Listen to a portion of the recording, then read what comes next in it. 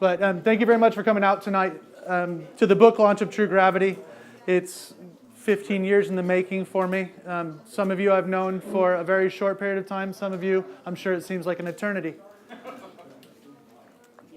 But I always like to start off with a story. And I have a story about Max. Max is my son, so he always likes to be in the presentations. So Max had an asteroid, and he wanted to go sell more asteroids to an auto manufacturer. So Max was going all over the place in his universe, trying to figure out how he could get to meet somebody in auto manufacturing. So he went to the first person and he said, do you know anybody, Gary, that could help me with auto manufacturing? Yes. So somebody, just anybody randomly, or what? Just a name? Do you have a name? Morgan. Morgan. Okay, so we go to Morgan. So is that the company? Yeah. Okay, that's cool. Mike. Hello. Do you know anybody in auto manufacturing that could really help me get in there and understand people and understand the industry? Yeah, Dean. Dean? Yes. Dean? Does Dean have an email address or a phone number? Yeah, JLR. JLR? Oh, okay. That'd be good. Paul Adkins, do you know anybody that could help me get into an auto manufacturer that knows the industry inside and out and can help them out? I'm Max here, and I'm really trying to sell my asteroids. Yes? Who would that be? Andy Casey. Andy Casey. Cool. Do you know him really well? Have you done a lot of business with him? Cool. Rachel, would you know anybody that could help me get into an auto manufacturer here in the Midlands that might be able to help me implement my asteroids? I sure do. Who would that be? It would be Rachel Eade. It would be Rachel Eade. Are you Rachel Eade? I'm Rachel Eade. Good. So what we got around the room is a lot of people in the room know Rachel really well. And Rachel's done a lot of stuff and has been given honors by the Queen for her service to auto manufacturing. But what Rachel needs to do is she needs to figure out how to get her message out there. She needs to make sure that everybody in the room, once you've networked, understands your message. And I did this because I came over here, and what qualifies me to be able to tell you about networking and things. I built a business in the States from 0 to 1,200 clients in 4 years in the financial services industry. I was out there, I did what ended up being about 3,000 door knocks in Tacoma, Washington, in the rain, and it was soul destroying. So then guess what? I started networking, started going out, and I started meeting people, started shaking hands. So I built up a network of about the same 1,200 people on LinkedIn and everything else. So I built up a universe. It took me 4 years to do it. Then the firm in the States said, you know what, you've done this so well in the US, why don't you come over here to the UK and help us out, because the Brits just aren't doing it the same way we are.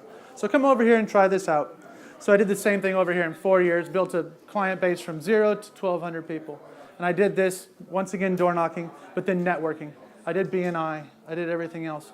And I sat back and I looked at that and said, how could I have done this any faster? And so I knew that there had to be a solution. There had to be something scientific that I could sit back and say, you know what? I want to make it so that Phil Oakley doesn't have to go out to 5 BNI meetings in a week and try to get business. And Phil's better than that, but we're going to do that. So it wouldn't be an American presentation if I didn't have anybody in the room. And if you're in the back row, I'm not going to make you stand up. But if you're in a seat, please stand up. If you're in the back row, just put your hand up, please.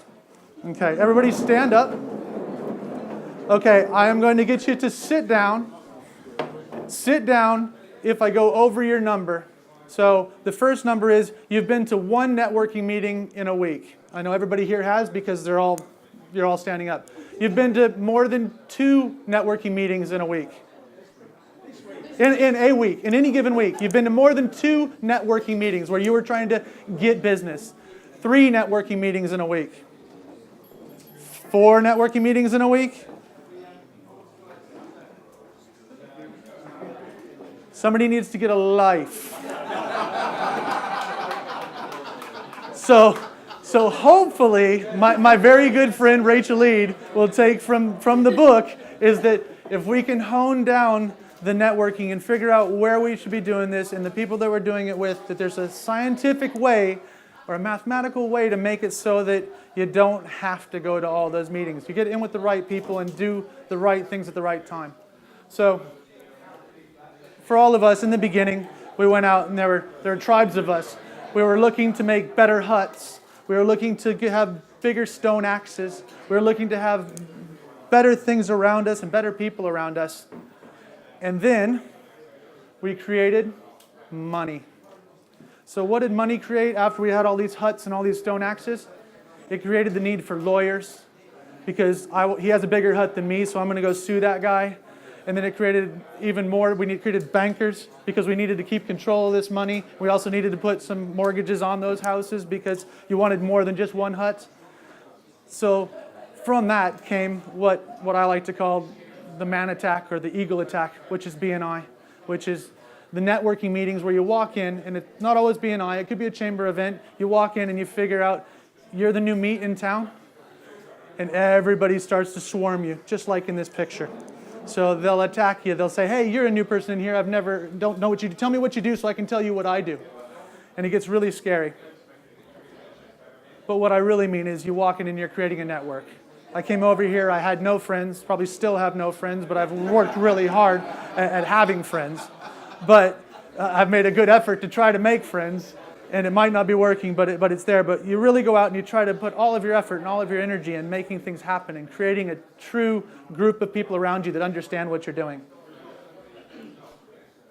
And if you think about the way we're in with our BlackBerries, with our iPhones, if BlackBerries still even exists anymore, iPhones, with everything else, in LinkedIn, you have your Facebook, you have all of your social media, you have all these places where you're storing up people. You're storing up information, you're storing up IDs.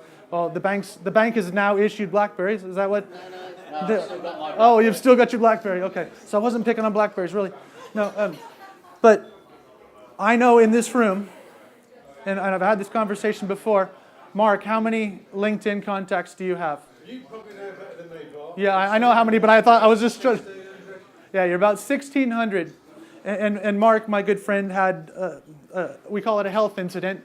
About 18 months ago, he had a health incident where his health wasn't there for a couple of hours. And I asked him this in a meeting the other day. I said, Mark, out of those 1,600 people, how many actually know that you had a heart attack? And we said, what we get into, about 200 people, maybe, that would know you've had a heart attack. So he's got 14 people that he knows that might know him, that might know that you've linked in with and you've spent some time on. Sometimes it's good to have that universe out there, but really we need to look at how you use that, because we've all got it. I mean, I've got 1,300 contacts. So how do you make sure that I'm providing benefit to them and getting stuff back from them when I need it? So when we build our network, think of some of the things we did. Roland, when you were building your network, what did you do? Or still building your network, but what you joined BNI. Jeremy, what was one of the things that you did? You joined BNI. Radu, what have you done in building your network? Just try to be helpful? No, that's what you're supposed to do later. Stop getting ahead of me. No. So, Tim, when you were building it for the golf club, for what you're doing there at Walmley, have you joined anything or besides the four? No, not really. No. You're not helping either. Radu and you're not supposed to sit together.